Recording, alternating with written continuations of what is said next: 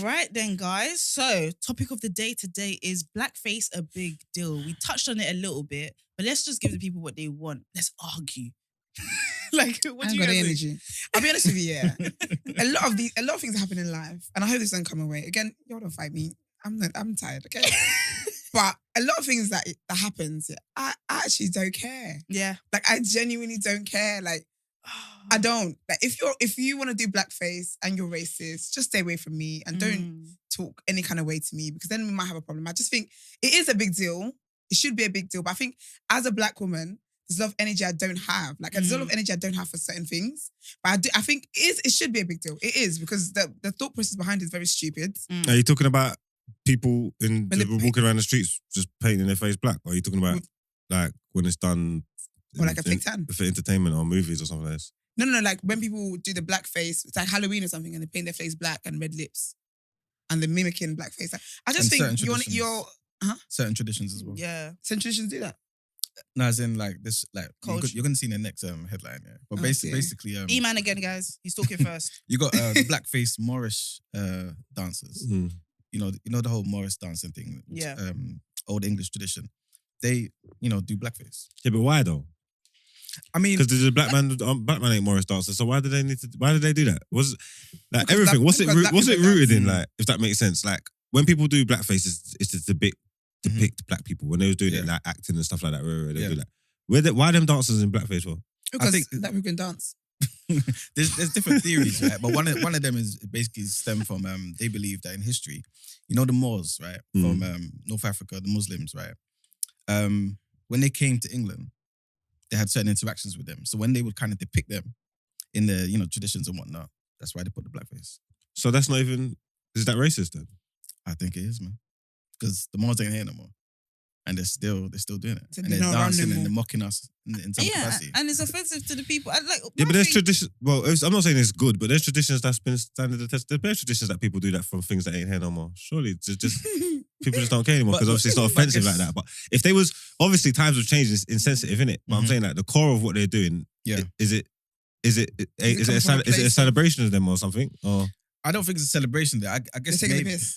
I guess to some degree, I think. Oh, they're mocking them. I think so, yeah. I think so. Oh, okay, then. Yeah. My thing is, does it even matter what their intentions are if it's offending present day people today? No, it does matter. No, for me. Well, bare things used to offend people, yeah, and bare things that never used to offend people people now.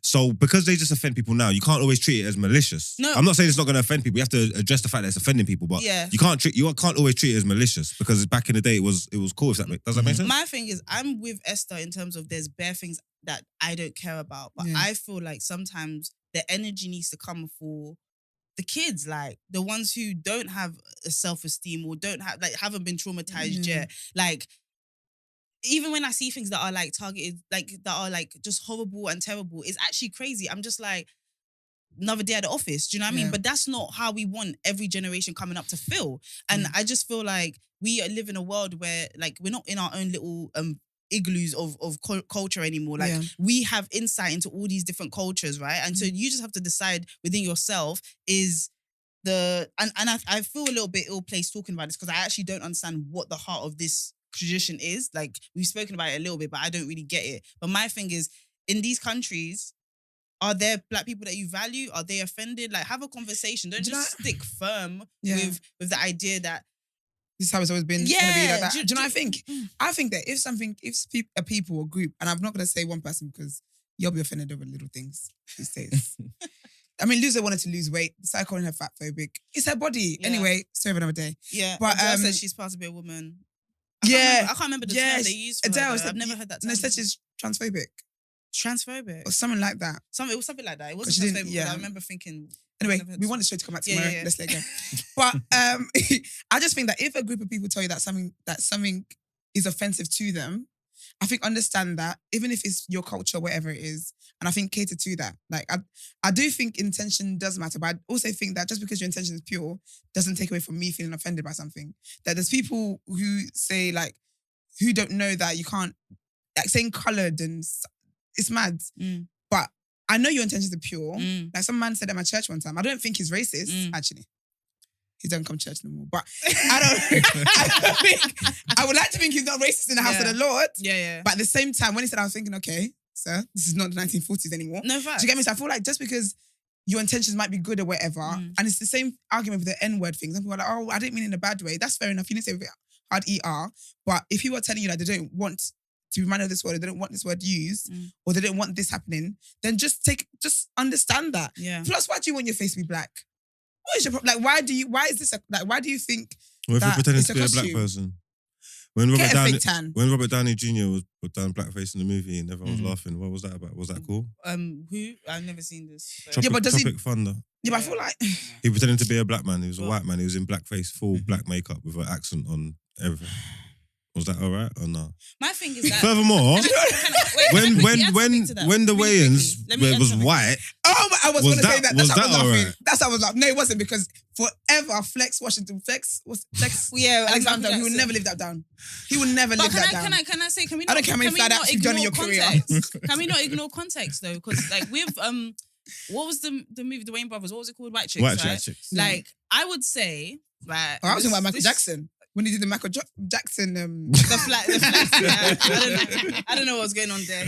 White Chicks. I forgot about that. When that movie wrapped and he watched That's it back, embarrassing. he was like, yeah, all right, cool. I got to do something with project management now. Boy. But yeah, like, in my head, I feel like the reason why, let's just not, because I feel like when we have these conversations, we kind of like ignore context because we just want like the facts.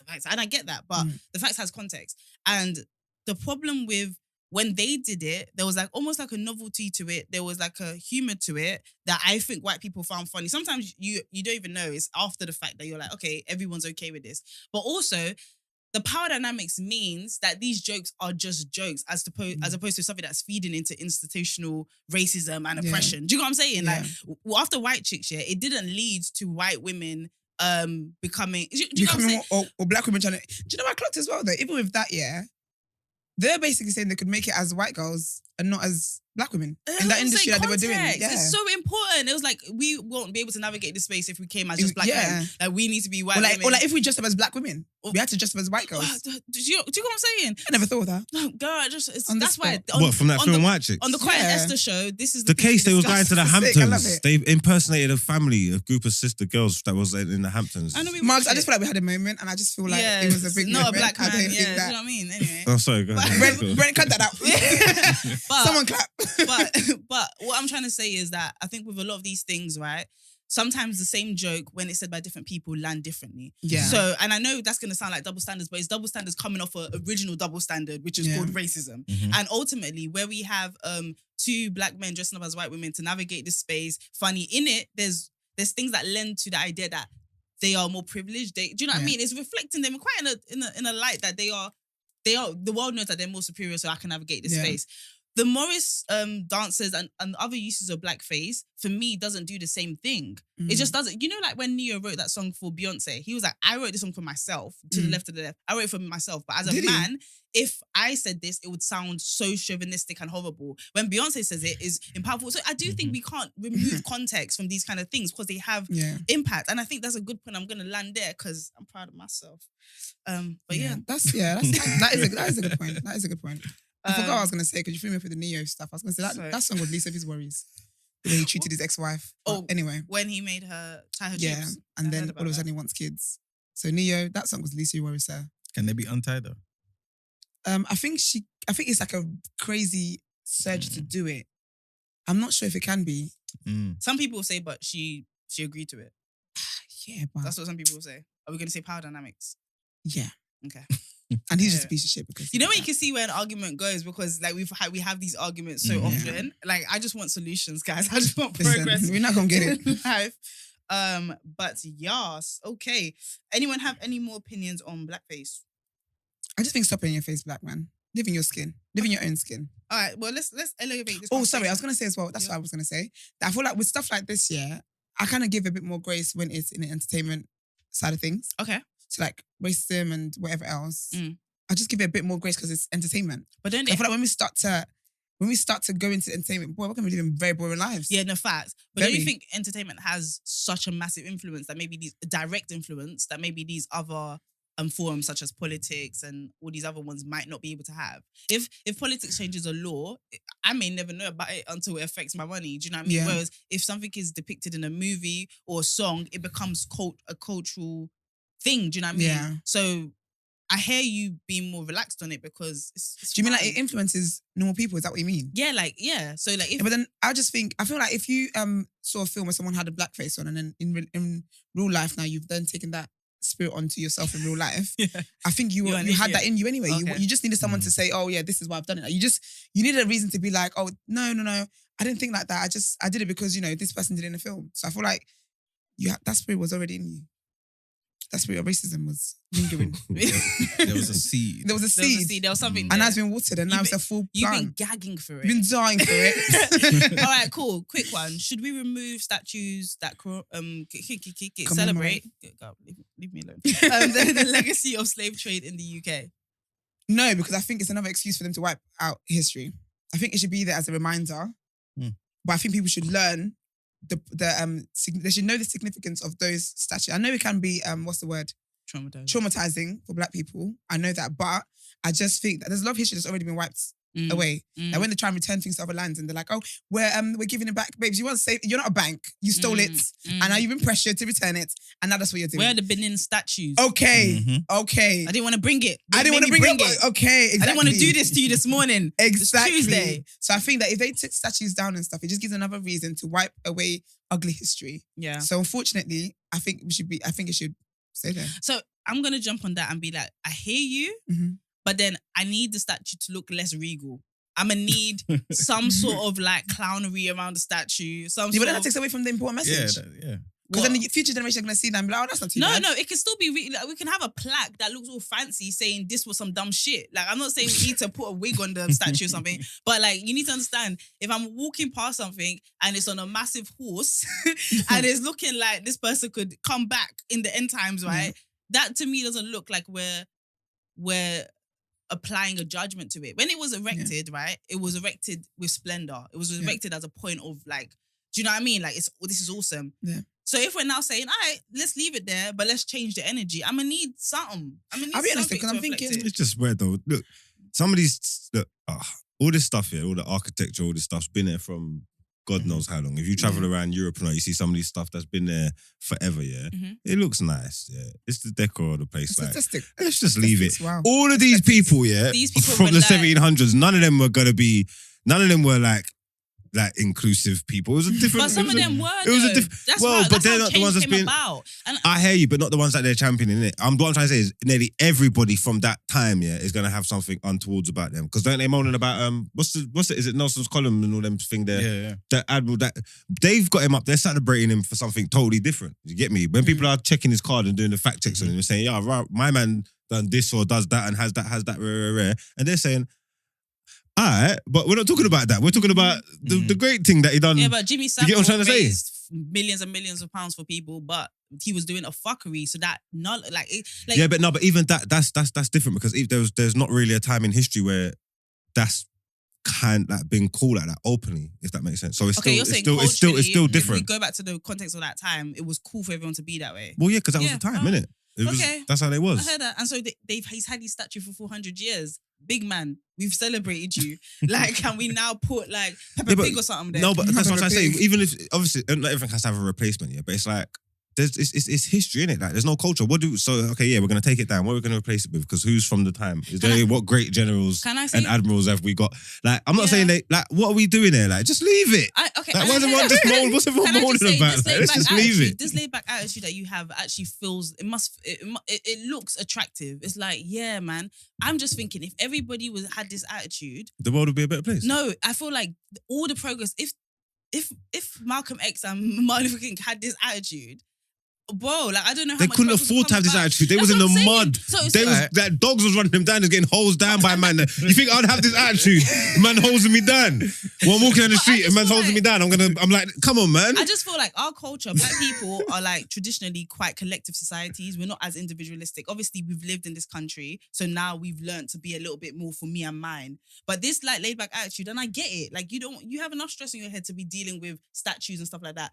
But it's these little tiny things, these micro offenses that create a culture where we're not free of racism. We're not free. You're right. And obviously my attitude don't help in it because I need to be more considerate of other people's feelings. Because not everybody's a Margs. Just because it doesn't bother me, doesn't mean it doesn't bother other people. I do get that because I always say that I understand that things don't affect me. Yeah. But I can think about how it might affect other people. Yeah. But I really do think that already so much history has been wiped away that we don't even know, that we can't even wipe dig. It away. And I really think that if they took it away or if they made it look less offensive, it takes away from the actual impact of what was done.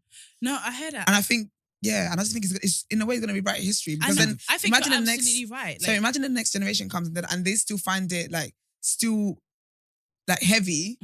Over time, we're just going to be decreasing. The next thing is going to be, it will be Peppa Pig up there because we've taken it down so much and now it's just a figurine. Do you get what I mean? But I feel like I completely agree with you on that in terms of I'm not trying to make it less. What we see of racism, what we saw of slavery isn't even as bad as it was. It was way worse. When I hear people that they found stuff, they used to wrap people up in barbed wire and play football with them. These were human beings.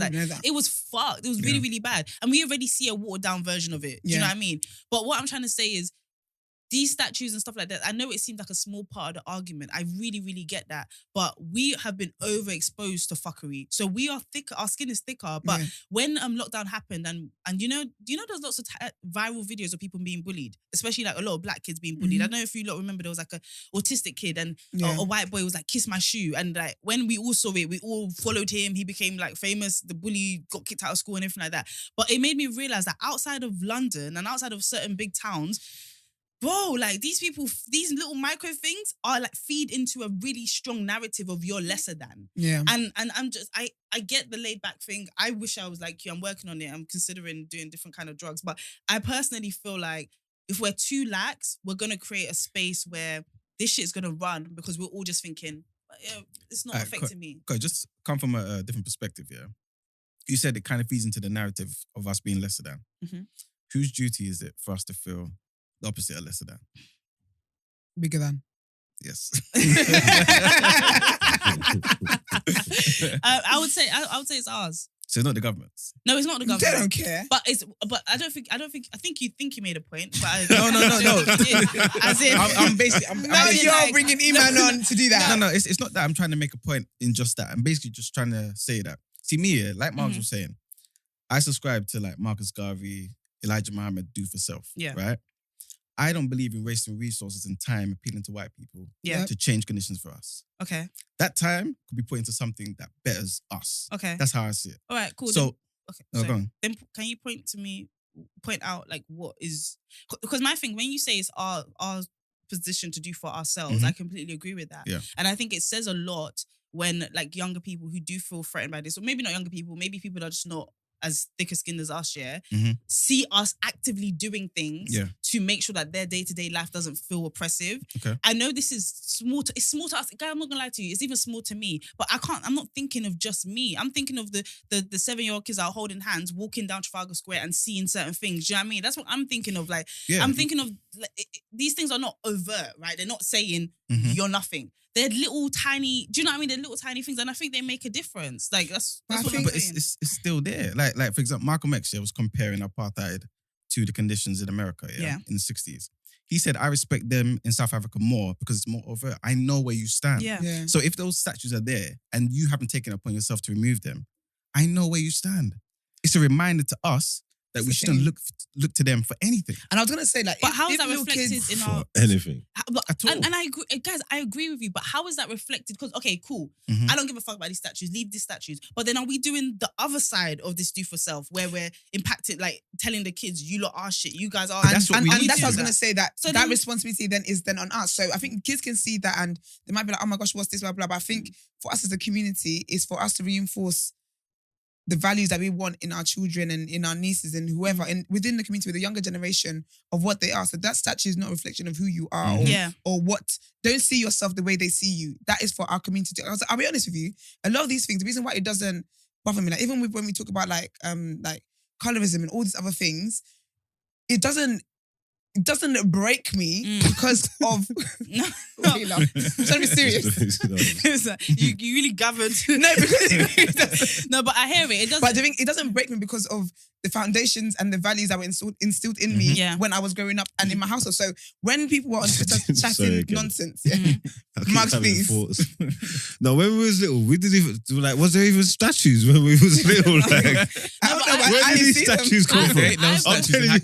I'm telling you now, yeah. This is why people are dumb, yeah, because they thought they was doing something, yeah, making a big scene, yeah. But where they messed up, yeah, is because if you never even said nothing, yeah, we wouldn't have known they were there. We wouldn't even have known the statues were there. We wouldn't have known who the man them was, what they done. Yeah. We wouldn't give a one rasp about these statues, and then everything would have been cool. But that's because it doesn't matter to us. But I can imagine it matters to someone. No, it don't matter to nobody. It matters to one man, yeah. And then he went and done that, and now it matters to everybody because he went and made a scene. Like what? They weren't like a committee that said, yeah, it was one man took this on his back and made it a big thing. Okay. But even outside of statue conversation, I do think that within our community, we do need to do that in terms of like people around. Not even, it doesn't have to be someone younger or younger generation. Like even your friends and stuff like that. Just constantly feed life into them in the way that, in how they should see themselves and stuff like that is very, very important. Can I ask one question to everyone in the room, right? Emman, you go first. Who was the, please. Sounds hard. Who was the person growing up in this, we all grew up in this country, right? Yeah. Mm-hmm. Who was the person that, you didn't? Where did you grow up, Mark? I know nothing about you. So. Really? I don't know what that Korea. is. Margs is biracial. Are you being real? Of course I'm not. Okay, just check it. Just check the speaker. Okay, so even said soul, because I couldn't even double check that. Do you know what I mean? But okay. I was like, where's that? I'm not going to jump on me. I didn't want to say nothing. I said, I can't even, because you know my clock, the camera's on. Yeah. You can see my face, I don't know where that is. Okay, so my question is, who do you remember being the first influence that kind of, who do you remember being the first influence in your lives that kind of taught you that being black was great and was amazing? My mum. Your mum. Shout to your mum. Yeah, because my mum is very, like, I think my mum and my family, like, I just, Sick. Like, I never, What about you, man? Because you were meant to go first, but Esther said, my name begins with B too. No. That's my last name. Actually, I don't want to tell you my last name. No, forget about it. No, because you looked me right in the eye. I said, okay, I'll go first. Oh, because you know we're connected, sis. That's why. Sis. But yes, Emman. I'm not too sure. You know, I feel like in my house, it was just pretty much a whole pro-black kind of like black statues and stuff. Not really, because you know Nigerians are not really like that. You know what I'm saying? All right, cool. At least that worries. But I don't know. Because it's a very Yoruba household. All I knew was black. Okay. Yeah. All I knew was our that black culture. Did your parents talk down white culture a little bit? Yeah, to some degree. Yeah. They had the experience. She said, "I'm gonna let Emman answer first." You're not gonna get me. What about you, Margs? Who was like the first pro-black influence in your life that landed with you? Don't have one. I never had one. Really? You were just anti-establishment? He said I was born pro-black. Well, you just anti-establishment and then by curse of that. I've always been anti-establishment. I still identify as a criminal, even though I'm not anymore. But what I'm trying to say... We're trying to have a complete week this week. It's just how I identify. People identify as all kinds of things. I'm allowed to identify as well. No, you are allowed to, but I think you're gripping onto that. I don't know if you really are a qualified criminal anymore. I'm not. But there's people that are not things that they identify as, and that's totally fine. Okay, Margs. And Qoy, who was yours? Mine was my... No, let me tell you the truth. Please don't tell us the truth. Do you know what this show is gonna... Please don't tell the truth. Not the truth. For the first time I want a man to lie, please lie. I never needed to like reaffirm those kind of things in my household. We just grew up with that culturally, like everybody's just black and that. You get me? Like strong Caribbean influence, nannies in the house. It's just and do you know what it is? That in itself as well is your family just putting that back in there. Do you get me? So we didn't class it as that, but that's because that's all we knew. But a lot of people experience that and they run away from it because they feel like it's different from what's celebrated. But anyway, let's ignore and that. they got a name for y'all. Sorry, Qoy, what was your first? And mine would be my Uncle Shegun. 100%. My Uncle Shegun. I used to think that he was angry at white people. He used to say this every time. There was not a sentence. Good morning. Just because it's white doesn't make it right. Like, no matter what, that was how Big him up. He was like, just because it's white doesn't make it right. Because I was born in this country, he really, really wanted to affirm to me that your cousins in Nigeria are not lesser than you. Don't think you're better because of your closeness to white people. So I could sneeze just because you're white. Don't make it right. Like, he would say that all the time. And imagine an African accent. And it took me such a long time to realize he wasn't angry. He wasn't an angry man, but he was actually somebody that was just trying to say one day you're gonna have to confront the fact that you are not them, and what does that say about you? So you need to love being black. He used to say it so much. And so it was my Uncle Shego. That's sick. There you go. I don't think I was even like really like aware of race until I went to like secondary school. Yeah, I wasn't. I went to school in like a white area, like Islington, white area, and there's loads of black boys there as well. So the racial divide in our school, even though we're cool, but you can see it. You know what I'm trying to say? Like we do things like blacks versus whites. Yeah, I knew colorism before I knew racism. Probably. I didn't even know that. Yeah, I knew colorism before. I knew colorism before I knew racism. I'll be honest. I feel like colorism. Yeah, I didn't know there was a word for it until recently, and I think with that as well. Like, was you aware of white people as a kid? Like, did you think people were different from you? I knew they were white. Yeah, but no. Because you could see. No, but do you feel like, obviously you know they're white because I grew up white. Yeah, but I didn't think they were better than Chinese, me. but like, they're just people. They're just people, innit? I just got different skin color to me. Yeah. Yeah. I never thought they were better, and I never thought they were better. But I think secondary school is when I clocked the ignorance and we were crazy. Secondary school was like going back to Africa for me because it was mostly black people in my secondary school. So like we just were the ruling class in my secondary school. Primary school, like I said, it was more of a colorism thing that like I saw. Really? I saw the celebration of like some of the lighter skinned girls and stuff like that. Yeah, man. Even in my household, bro, like you think aunties didn't make I don't tell you about my Christmas. Anyway, aunties make comments on and you're looking a bit dull, you're looking a bit or just whoever's pretty gets nice treatment. No, but whoever's lighter skin. Oh, and God forbid you're plus size. God forbid you're plus size. They'll literally call you horrible. Like your name is fat. What? And I didn't understand that for such a long time. But I had an older cousin who was plus size, and she didn't want to come to church anymore. And I was just like. Why should, and she never, I bet she didn't even know why. It just was, it's not nice. It's like someone, like, when they saw me when I was younger, just calling me acne. Like, can we talk to God about this? Because Did I create me? Who's the HR of this church? Because I need, not the HR. Do you know what I mean? So I feel like, beauty standards, I think as a woman as well, you're taught beauty is such an important thing to your identity. Yeah. So like from then I was like, okay, this is what it is. So let me just be comfortable in this like relegated to like second place position. Can I be the best second place? I obviously don't feel that way anymore. It just was like, as a child, you just try to make sense of whatever you're given. But racism wasn't a thing that came into my life until probably older, like when I was 16 plus, when I started going into spaces that were more white, and I had to code switch and I had to get really good at that and stuff like that. So that was crazy. But we definitely need to address that though within our community, especially back home. What, code switching? No, the whole colorism thing. Like, they don't even see the problem. So I think wait 100 years, wait for everyone to pass out, and then boy, I keep telling you guys, I'm not the educator, so start fresh. I realized like some of my favorite aunties are colorists. They're colorists. I know that sounds mad. And the maddest thing is that they themselves are the qualities that they don't like in other people, and it's projected. That's what it is. And it's so sad, but it's like you need to understand that they saw it, they lived through it. You see the colorism, we live in colorism light, and that's not to dismiss anyone's experience, but their colorism was mad. Like it was, and then they were bleaching and trying to do stuff, and it didn't even make them lighter. It made them grey, green. God, it would look like a bag of Skittles. It was just oh my giving. gosh, it's just a lot. We need to stop that. We need to. All right, guys.